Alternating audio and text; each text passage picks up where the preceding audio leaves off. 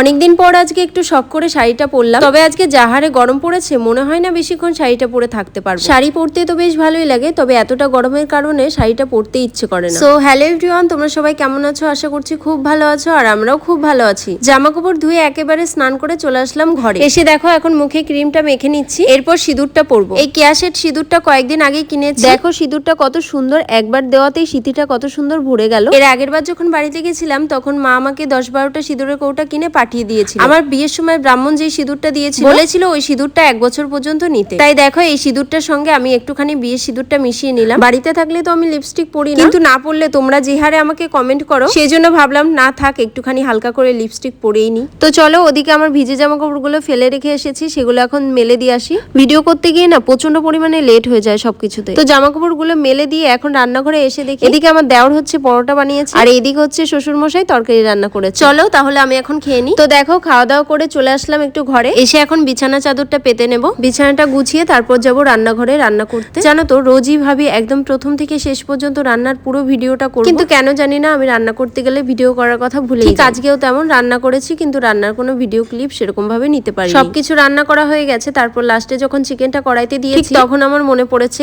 যা কোনো ভিডিওই তো করা হলো। তো যাই হোক, রোজই রান্না করতে গেলে এরকমটাই হয় আমার সাথে। এটাই হচ্ছে কারণ যারা আমাকে বলো যে দিদি ভাই মাঝে মাঝে তুমি রান্নার ভিডিও শেয়ার করো, কিন্তু রান্না করতে গেলে জানি না কেন আমার ভিডিও করার কথা মনেই থাকে। এর আগের দিন যখন আমি পটল চিংড়ির রেসিপিটা শেয়ার করেছিলাম সেদিন কিন্তু আমি অনেক কিছুই রান্না করেছিলাম, নতুন নতুন রেসিপি করেছিলাম যেগুলো কিন্তু আমি বিয়ের আগে কোনোদিনই করিনি, কিন্তু ওই যে ভিডিও করার কথাই মনে ছিল না আমার। তো যাই হোক, তোমাদের সঙ্গে বকবক করতে করতে দেখো আমার বিছানা গোছানো কমপ্লিট হয়ে গেল। তারপর চলে আসলাম রান্নাঘরে। এদিকে রান্না আমার পুরো কমপ্লিট হয়ে গেছে, তারপর আমি ক্যামেরাটা অন করে এখন ভিডিও করছি। তো রান্না করার পর এতটা পরিমাণে গরম লাগছিল যে আর পারছিলামই না শাড়িটা পরে থাকতে। তো দেখো শাড়িটা এখন খুলে তারপর ভাঁজ করে রেখে দিলাম।